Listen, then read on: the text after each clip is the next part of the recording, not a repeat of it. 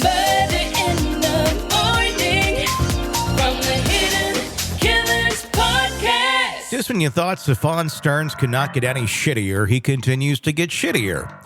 He's the man accused in the brutal murder of 13-year-old Madeline Soto. He waived his right to appear at his arraignment on Monday of this week, adding another layer to the complexity of the case. It has shocked the community of Kissimmee. Sterns was scheduled to enter a plea but chose not to attend the court session. Madeline Soto, the daughter of Sterns' girlfriend, was reported missing after Sterns failed to drop her off at Hunters Creek Middle School on February 26, despite going on television and telling everyone that he did, and then Jen Soto said that she did too, and everything was good until oh wait, there's no footage of this ever actually taking place. Investigators allege that instead of taking her to school, Sterns killed her and subsequently dumped her body. Further investigation revealed a disturbing pattern of abuse with evidence I'd say confirming that he had been molesting Soto for years and capturing these acts on his mobile phone. It's not necessarily a suggestion at that point. It's pretty much, you fucking did this when it's on camera. The court has proceeded with setting a timeline for the case, regardless of Sterns' absence. An Osceola County court administrator indicated that a pretrial hearing is slated for July 10th, and the trial is scheduled to start on July 16th, though it may face delays. Undoubtedly, it will. Prosecutors are now faced with a critical decision within the next 45 days whether to pursue the death penalty against Sterns. To justify a sentence, they must present aggravating factors, which Sterns' case could easily include, with his role as a parental figure to Madeline and premeditated nature of the murder and its connection with prolonged sexual abuse. Quote, the case against Mr. Sterns is built on a foundation of egregious betrayals and criminal action that culminated in a tragic loss of a young life.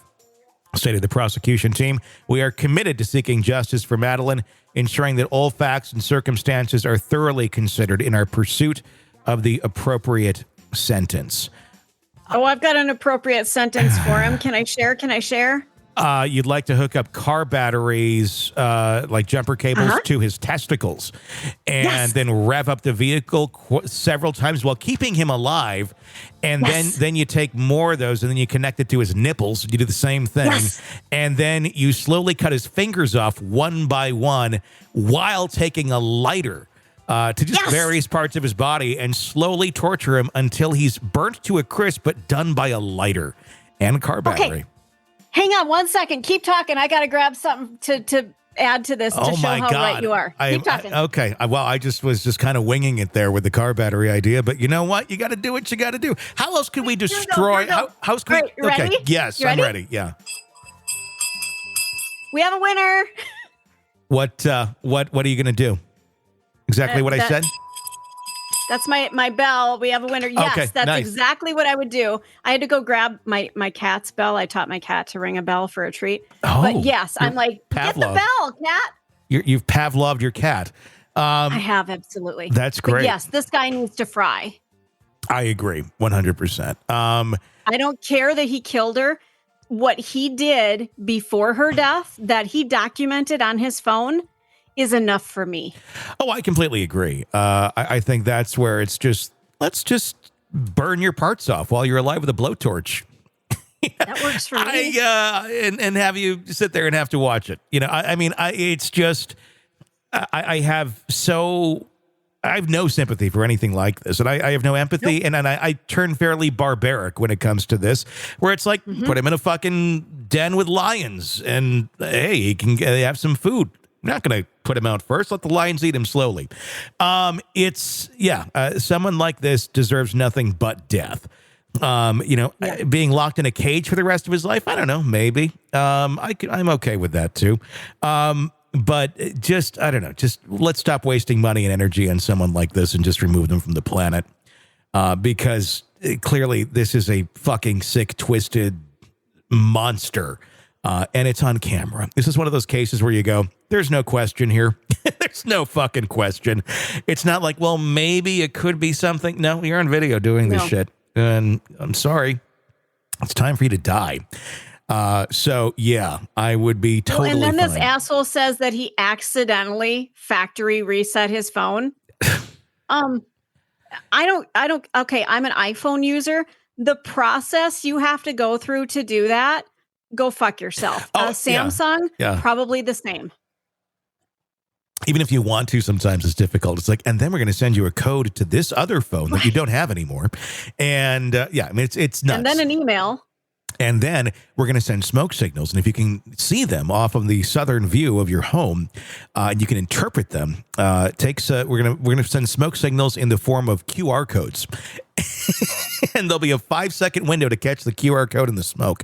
And then you can reset your phone. No, he's a monster. He's a fucking monster.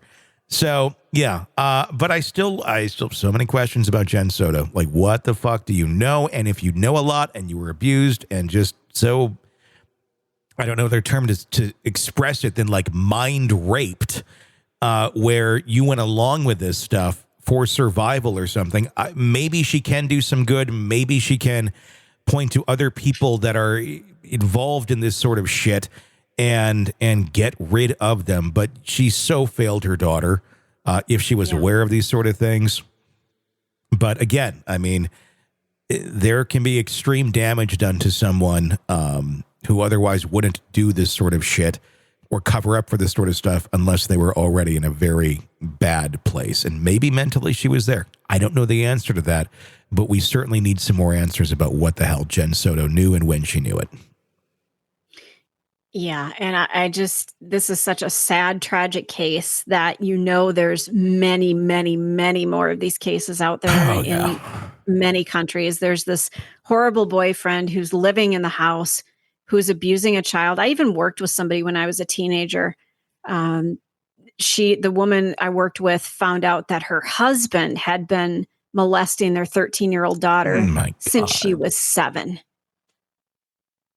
And this was well before cell phones. The reason she found out about it, she walked in on it. It's so fucked up. People like this, just put them in a barrel, some gasoline, light a match. Oh, you can't get out, can you? That sucks. I can go down this road, but eventually we'll get banned from from social media if I keep describing cruel and unusual ways to remove people from the world. Well, but you're describing cruel and unusual ways to remove sex offenders of children. Oh, yeah.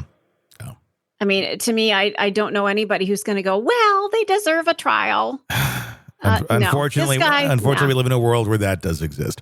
And they have rights and all that. I don't know. It's so fucked up. And this is just such a clear cut case with the video.